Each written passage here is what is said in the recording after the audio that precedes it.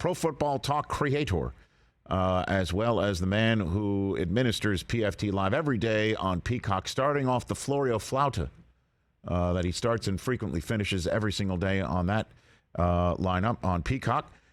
He is Mike Florio back here on the Rich Eisen Show. How are you, Mike? Rich, doing great, buddy. How are you? I'm great. So, we were talking yesterday about Brady's future and how Miami just jumps off the page at you because, if Brady's looking for a spot where there's a running game and a defense and weapons, that's it. There's no question about that.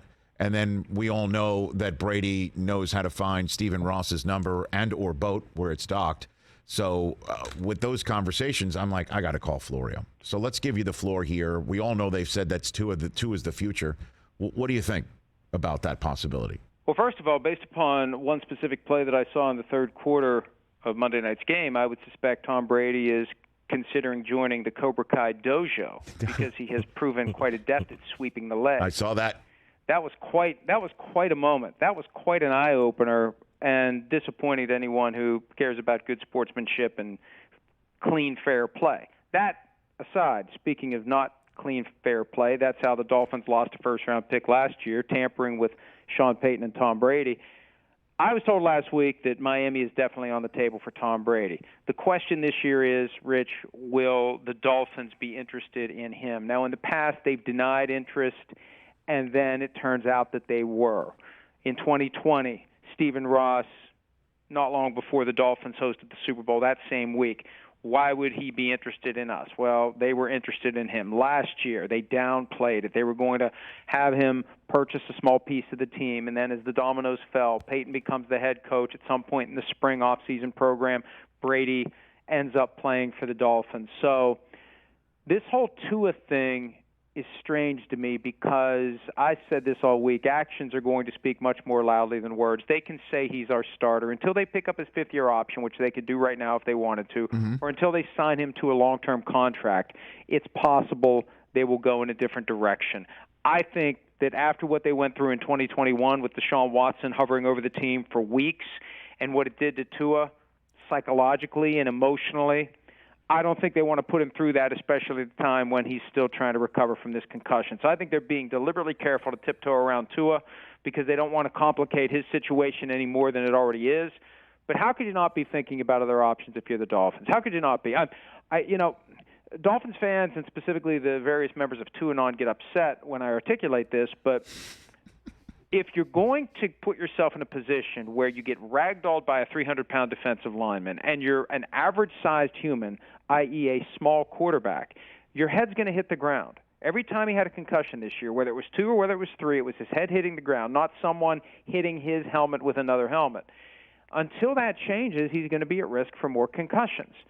And he's the only quarterback this year that had multiple concussions other than Kenny Pickett of the Steelers, and Pickett's didn't happen in such a dramatic way that he became the face of concussions in the NFL. It's just a bad situation for Tua and for the Dolphins. So whether it's Brady, whether it's Aaron Rodgers, they have to look at all their options, and I think they will. They're not going to admit it. Tua's the guy until he's not, and we've seen that time and again with other coaches and players in the NFL. He's our guy until the moment that he isn't. So what is Brady's market right now, if that is in fact what he wants to enter and not just begin his broadcasting career that's ready and waiting for him whenever he wants? What do you think? I think one of the real questions here is proximity to family members, proximity to his children. San Francisco, he's wanted to go to San Francisco. They've said no thank you. I can't see the 49ers saying yes to him this year, and I don't think he'd want to go that far. The Raiders, obvious potential destination because of the presence of Josh McDaniels. Tennessee has been mentioned. I think Carolina is one to watch. If Sean Payton ends up there, who's his quarterback? And I feel like these two are determined to find a way to work together, especially after what happened last year. They were ready to go last year. It was ready to happen. The Brian Flores lawsuit threw everything askew. But wouldn't it be fitting? Sean Payton, who was suspended for Bountygate, Tom Brady, who was suspended for Deflategate, they join forces and give a giant middle finger to 345 Park Avenue, and they go to Carolina, especially a year after they weren't able to go to Miami. And I get the sense that they both kind of would like to say they had a year where they worked together because Brady understands that Payton is the master of designing offense and spending extra time to find that play that's going to work for the guys he has, next-level creativity and just overall brilliance. So I'm keeping an eye on Carolina. If Payton ends up being the coach of the Panthers, I don't know why you wouldn't have Tom Brady at the top of the list as potential quarterbacks for 23 there. PFT Live host, author of Playmakers, How the NFL Really Works and Doesn't, Mike Florio here on the Rich Eisen Show. Let's jump into Sean Payton's coaching search, or I guess tour, and how. So does that mean every team he's spoken to or is speaking to has already spoken to the Saints and Mickey Loomis and knows what compensation would have to be sent to the Saints to get Sean Payton's dotted line? They've gotten permission from the Saints with kind of a loose general understanding of what it's going to take to get him. And Payton himself said earlier this week, a mid to late first-round pick is what's going to be required. It's an awkward situation, and Payton has a hell of a hammer here. If the Saints try to drive too hard at the bargain, under this idea that he's still our employee, he's still under contract to us, teams couldn't interview him in person until yesterday because of the rule as to when you can first have in-person interviews with coaches employed by other teams. If the Saints drive it too hard, all Payton has to say is, I'll be back tomorrow. I mean, if this is how it's going to be, I'm ready. I'm coming back. You have to figure out what you're going to do with Dennis Allen, but I'm coming back. So I don't think anyone wants it to get to that point. I think that Mickey Loomis and Sean Payton have the kind of relationship where they will work something out. And the fact that Carolina has gotten permission to talk to Payton tells me that the Saints have come to terms with the possibility they'll be coaching and facing Sean Payton in the future. So I think that part of it is kind of a foregone conclusion, even though there aren't specific deals in place yet. I think that if Payton says, hey, Mickey, this is where I want to go, they'll work together to get a deal done. Because, again, the alternative is Payton says, fine, I'll just come back and work for the Saints. And what's the Broncos search now that my college coach is staying put? What do you got on that one? Well, there's a bunch of candidates, and we see that every year. And why not take full advantage? If you've got the stamina to do it. And I think some of these owners ultimately just get fed up with the process. It's taken too long. It's too much work. My head hurts. I got to sit here and talk to these people all day long. I mean, seriously. I mean, think about it. Anytime you're in a situation like that, if you've ever done any type of interviewing to fill a job anywhere, you just get to a point where you want it to be over with.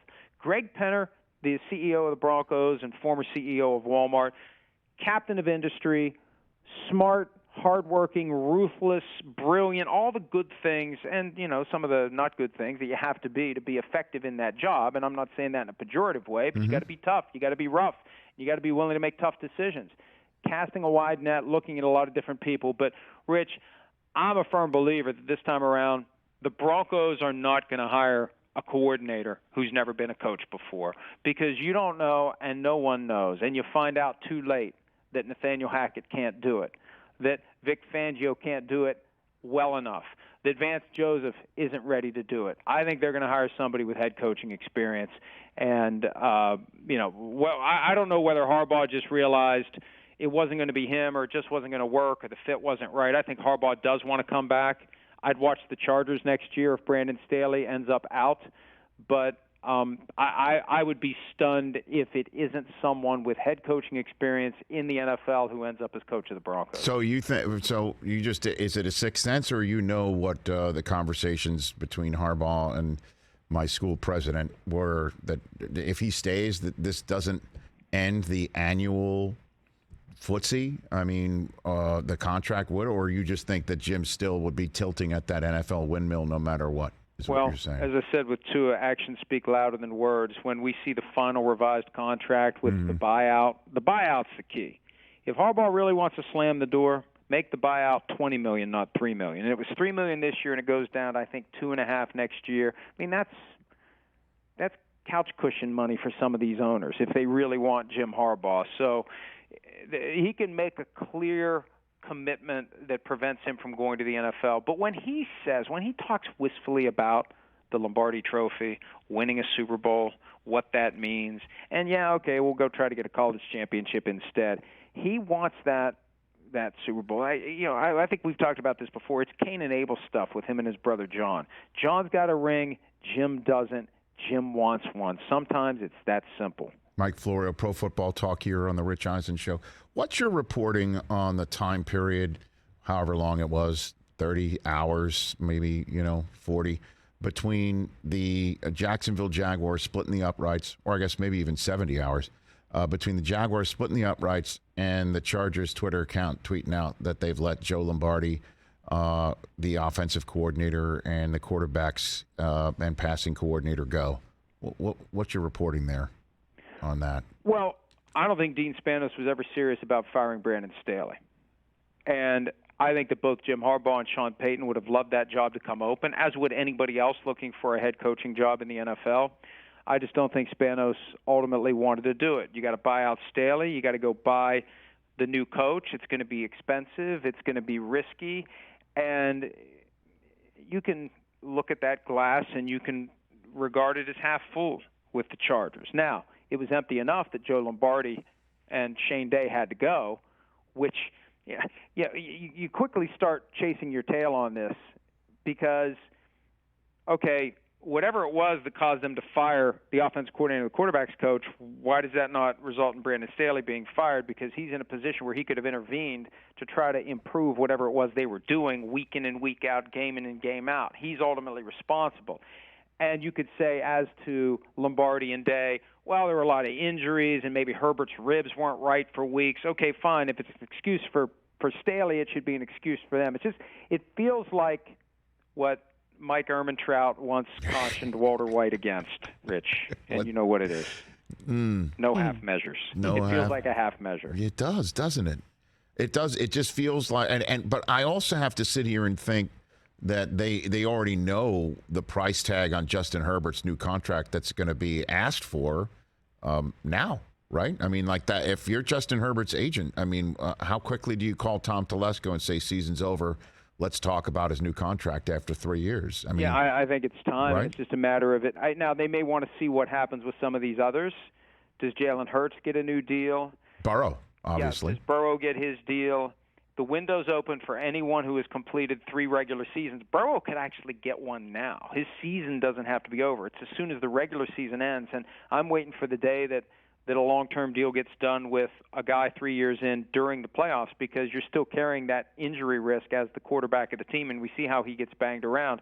But, yeah, I may want to get some other data points, but Justin Herbert is going to make a lot of money eventually. He seems like I don't want to imply that it's wrong to try to get every dollar, because I'm a firm believer that you should try to get every last dollar when you're a football player with a finite number of years and the constant physical risk. And we saw what happened to DeMar Hamlin. You should get everything you can. I just don't think Justin Herbert is going to demand every last penny to the detriment of having a team around him, because look at what happened this year with the team when guys were injured. And that would be my desire. If I was Justin Herbert, if I was ownership of that team, if I was anybody connected in any way, shape, or form to the Chargers, I would want to do a deep dive, Rich, into why it's always something with us when it comes to injuries. I've said, and this is a dated reference that I think you're old enough to understand, they are the Rosanna-Danas of the NFL, Nice. and that it's always something with the Chargers. When it comes to injuries, I'd want to figure out what it is, what are we doing wrong. It can't just be bad luck. Too many guys get pretzeled around in every possible position while playing football, and they pop up and they keep going.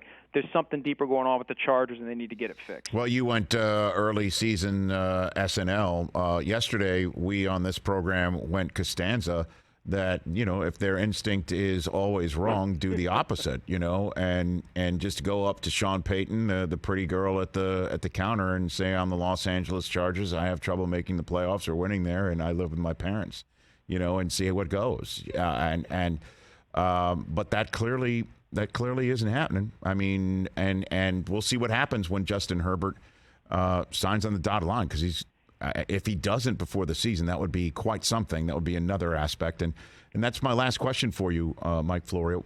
What is happening in Baltimore with Lamar Jackson?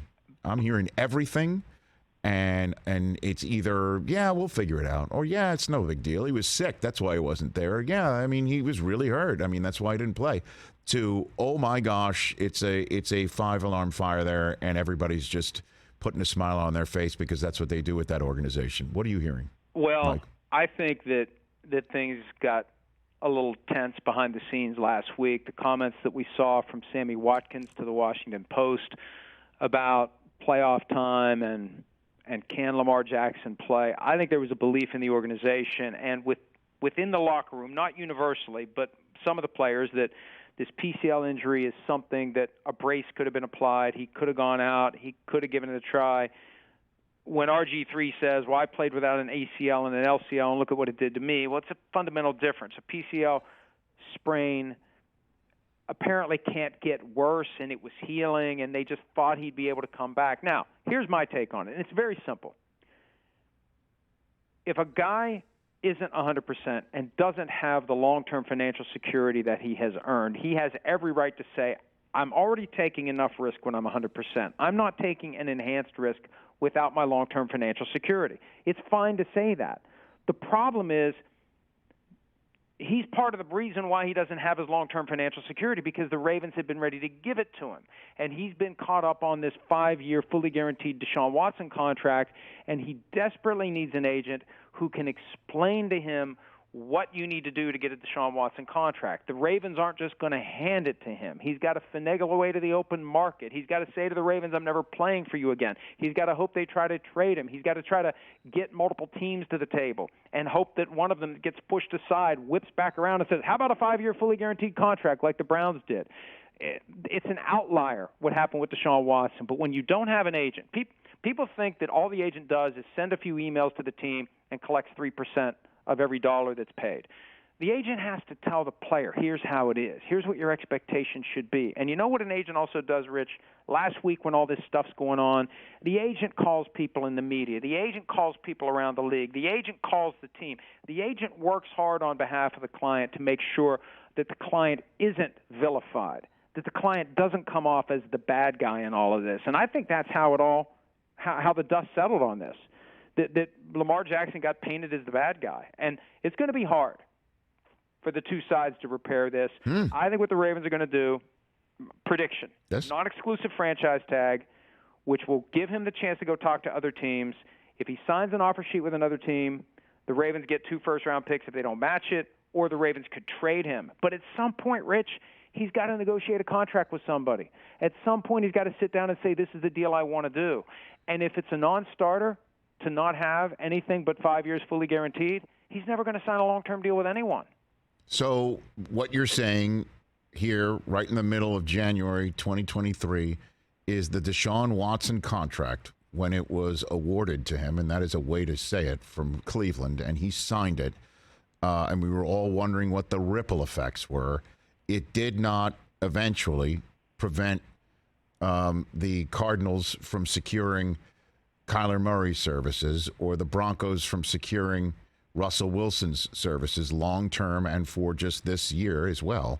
But it has also created this issue in Baltimore that resonates to today. That is what you're saying. That's what I'm saying, because Kyler Murray's agent didn't insist on 5 years fully guaranteed. Russell Wilson's agent didn't insist on 5 years fully guaranteed. Nor the players, right, obviously. Now, hey, Rich, and there very well may be collusion. You know, the NFL Players Association already has filed a grievance under the collective bargaining agreement accusing the owners of colluding in this refusal to give certain players fully guaranteed contracts. And there could be collusion happening. Good luck proving it. But with Lamar Jackson, the Ravens just refused to do it. And this is what a good agent would say to Lamar Jackson. Look, you got 2 choices here, generally speaking. You can take the best offer that I can negotiate on your behalf with the Ravens. Let me try to do that, and then we'll evaluate it. Or you can say to the Ravens, I'm never playing for you again, like Watson said to the Texans, and hope that we can set this competition up where we get one team to the table that freaks out when it gets thrown aside because it's already undermined permanently and irreparably its relationship with its current starter in the form of Baker Mayfield, so it has to do something. I mean, how often do the planets line up like that? And that's what Lamar Jackson needs to understand right now. He needs to understand that the planets lined up in a crazy-ass way for Deshaun Watson, and it's not going to happen for him.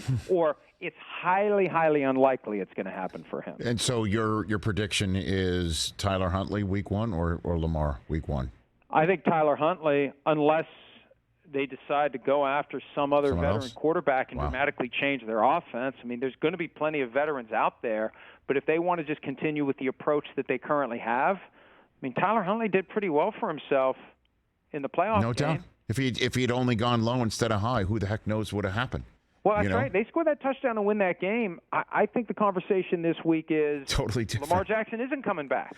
Tyler Huntley's the guy. You want to take a crack at where Lamar goes if this happens? Just to go completely hog wild on this, down a rabbit hole, or what? I've always thought Miami to get back to where we started. So I guess there's some poetry in that. We started with Tom Brady in Miami. Maybe it's Lamar Jackson. The problem is they don't have the compensation that would be necessary to get Lamar. But there is one thing they could do. Because they invited Brady on a boat? That's right. They don't have a first-round pick because they tampered with Tom Brady. And they gave up the other first-round pick they had as the last piece of the Trey Lance trade, the trade that became Trey Lance when they traded for Bradley Chubb. However, consider this. This has never happened, but this is what they could do. They could wait until after the draft and then sign Lamar Jackson to an offer sheet. And if Lamar Jackson accepts that offer, and if the Ravens pass, the Ravens get 2024, 2025 first-round picks from the Miami Dolphins. They do have those 2 first-round picks. They would have to wait until after the draft to sign Lamar Jackson. They could still do it if they wanted to. Mike Florio, food for thought, as always. Thanks for the call, brother. We'll chat soon. Great talking to you, Rich. See you. As always, at Pro Football Talk, Mike Florio. Catch the Rich Eisen Show every single day on the Roku channel, 12 to 3 Eastern, for free.